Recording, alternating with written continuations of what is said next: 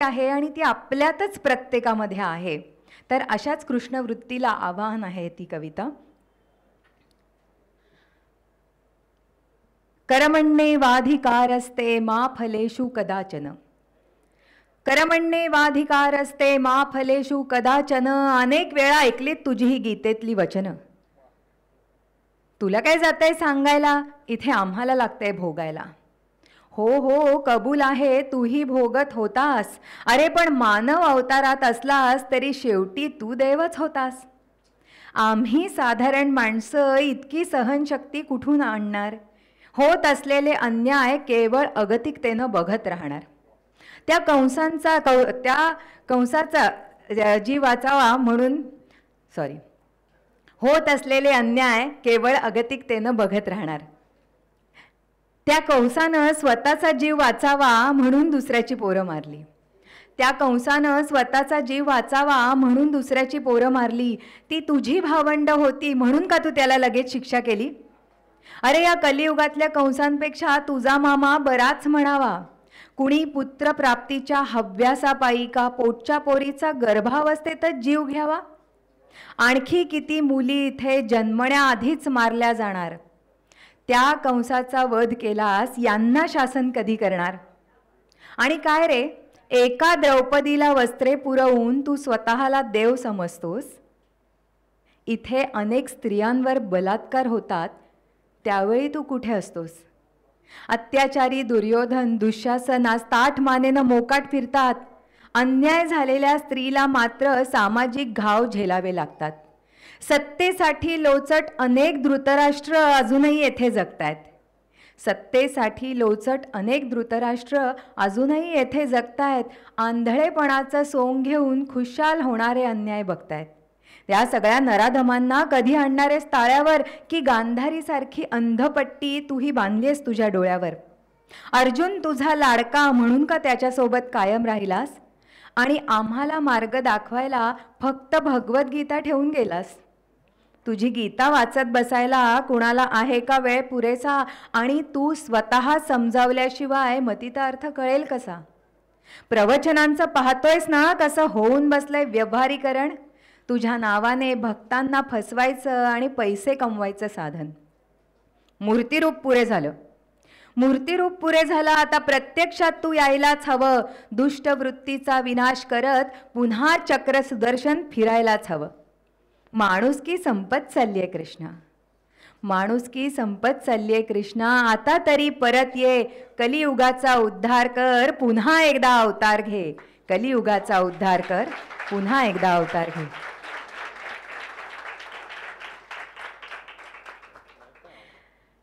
इथे छान कपल्स पण आहेत मस्त. तर मला माझी एक थोडीशी हलकी फुलकी गमतीशीर अशी एक कविता आठवली. आत्ता प्रेमाबद्दल सगळं बोलत होते. प्रेम आणि सगळं छान. तर अगदी लग्नाच्या आधी छान असतं सगळं. पण जेव्हा प्रियकराचा नवरा होतो आणि प्रेयसीची होते बायको तेव्हा काय होतं. म्हणजे किती अपेक्षा आणि काय ती गंमत आहे सगळी. तर कुणीतरी फेसबुकवर पोस्ट केलं परवा. सर्व गुणसंपन्न बायको म्हणे असते केवळ अफवा. कुणीतरी फेसबुकवर पोस्ट केलं परवा. सर्व गुणसंपन्न बायको म्हणे असते केवळ अफवा. एक तर फक्त सुंदर असेल नाही तर फक्त हुशार. एक तर फक्त सुंदर असेल नाही तर फक्त हुशार. चुकून माकून दोन्ही असली तर मग भांडखोर असेल फार. देखणी हुशार शांतिप्रिय असली जर कदाचित. देखणी हुशार शांतिप्रिय असली जर कदाचित.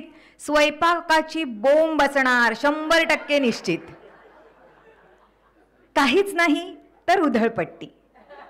काहीच नाही तर उधळपट्टी किंवा असेल मुलखाची हट्टी. सासूबाईशी वारंवार घेत राहील कट्टी. यावर बहुतेक नवरोजींचे लाईक्स आणि वाहवा. यावर बहुतेक नवरोजींचे लाईक्स आणि वाहवा. हो खरंच सर्व गुणसंपन्न बायको म्हणे असते केवळ अफवा. आता याला उत्तर द्यायलाच हवं. काय महिला मंडळ बरोबर आहे ना? हां, भले शाबाश पुरुष प्रधान, आपल्याला गुणांचं फारच ज्ञान. भले शाबाश पुरुष प्रधान, आपल्याला गुणांचं फारच ज्ञान. वेळ काढून आरशात जरा निरखावं स्वतःचं ध्यान. बायको हवी सुंदर, बायको हवी सुंदर. बरं, सौंदर्याची व्याख्या काय? कटरीना, प्रियांका, दीपिका, किमान दिसावी ऐश्वर्या राय. किमान, बरं का? समजवाल का थोडं आपल्या अपेक्षांचं सूत्र? समजवाल का थोडं आपल्या अपेक्षांचं सूत्र? अहो, ऐश्वर्या मिळायला आपण कोणते बच्चन पुत्र? बुद्धिमत्तेबाबतीत अवघ्या स्त्री जातीला गृहीत धरता, बुद्धिमत्तेबाबतीत अवघ्या स्त्री जातीला गृहीत धरता आणि स्वतःची अक्कल वाढावी म्हणून सरस्वतीचीच पूजा करता. चालेल चालेल, बरं वाटतंय. असं मन मारायचं नसतं, वाटलं की टाळ्या वाजवायच्या असतात. स्वतःची अक्कल वाढावी म्हणून सरस्वतीचीच पूजा करता. कबूल आहे चिडते भांडते, थोडं भान नाही उरत. कबूल आहे चिडते भांडते, थोडं भान नाही उरत. म्हणून काही टेन्शनचं निमित्त सांगून ती मद्यपान नाही करत. उधळपट्टी करते, उधळपट्टी करते, पण घरासाठीच. तरी पै पै साठवते ना, आणि स्वतःकडले संपल्यावर मग तुम्हाला तीच आठवते ना. सासरी तुम्हा रावसाहेबांची शाही उडबस असते, सासरी तुम्हा रावसाहेबांची शाही उडबस असते. तरी दुसऱ्याच दिवशी काटे टोचतात, घरची ओढ लागते. मग लाडाकोडाची ती राजकुमारी कशी घरदार सोडून येते. तुमच्यासाठी असेल त्या परिस्थितीत जन्मभर जुळवून घेते. आयुष्याच्या तिन्ही सांजेला दमून थकून बसाल जेव्हा, आयुष्याच्या तिन्ही सांजेला दमून थकून बसाल जेव्हा, केवळ तीच असेल सोबतीला एवढे लक्षात ठेवा. सुखदुःखाच्या त्या संगिणीचा मग तुम्हालाच वाटेल हेवा, सुखदुःखाच्या त्या संगिणीचा मग तुम्हालाच वाटेल हेवा. आणि तिला बघून स्वतःच म्हणाल, सर्व गुण संपन्न बायको नसते केवळ अफवा. सर्व गुण संपन्न बायको नसते केवळ अफवा. थँक्यू. मी खरं तर 3च कविता निवडलेल्या, पण इथे एक मिक्स्ड ऑडियन्स असल्यामुळे मी एक लिबर्टी घेऊन एक हिंदी कविता इथे सादर करते आणि त्यानंतर एक मराठीनी समारोप करेन. तर सगळे प्रत्येकाला असं, म्हणजे कितीही मोठे झालो तरी सुद्धा आपण फक्त मोठ्यांसारखं वागत असतो खरं तर. Do you agree? प्रत्येकामध्ये एक बाल दडलेला असतो, एक लहान मूल दडलेलं असतं. आणि given a chance everyone wants to be a kid, wants to go to his childhood असं. तर एक हलकी फुलकी हिंदी कविता आहे. शक्यतो मला माझ्या कविता पाठ असतात, पण तरी एक थोडीशी लिबर्टी घेऊन मी माझ्या हाताशी ठेवते.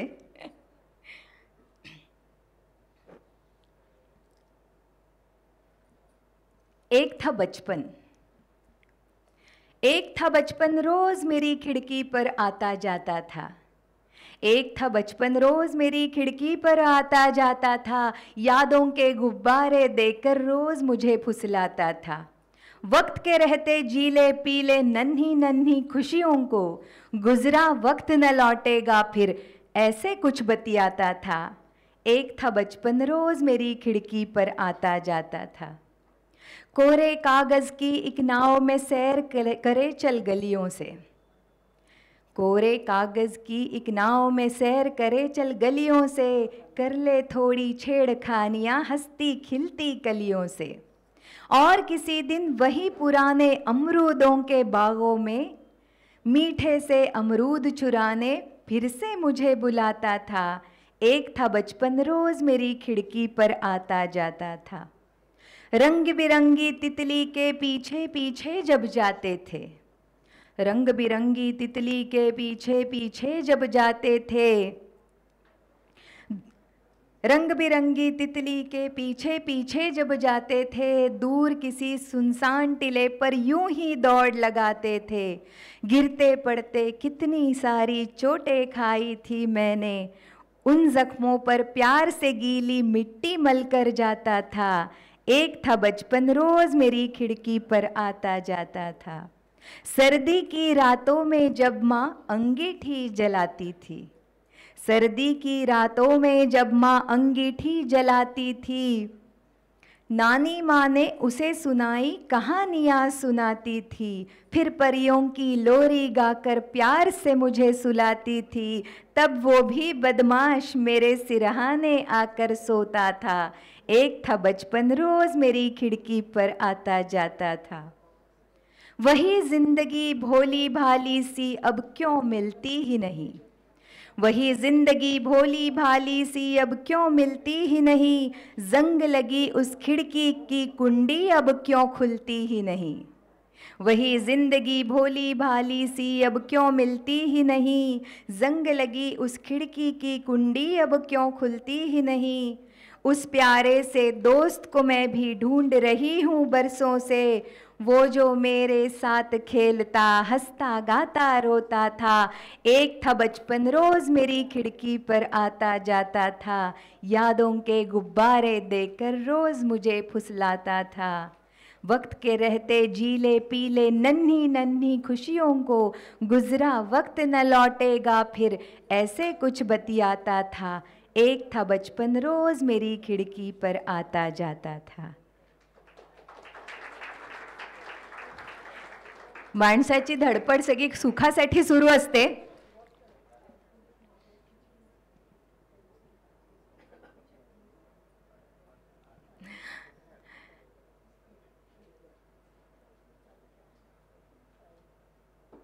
माणसांची धडपड आहे ना सगळी सुखासाठी सुरू असते आणि त्याच्या सोबत मिळतं ते दुःख, पण ते दुःख कोणाला नको असतं खरं तर त्या सुखदुःखावर आधारित ही एक कविता आहे. थोडंसं मी त्याला तरन्नुममध्ये सादर करते. चालीत म्हणण्याचं म्हणजे ओवी आहे, ओव्या ज्या जात्यावर आपण ओव्या म्हणतो तशा पद्धतीचं.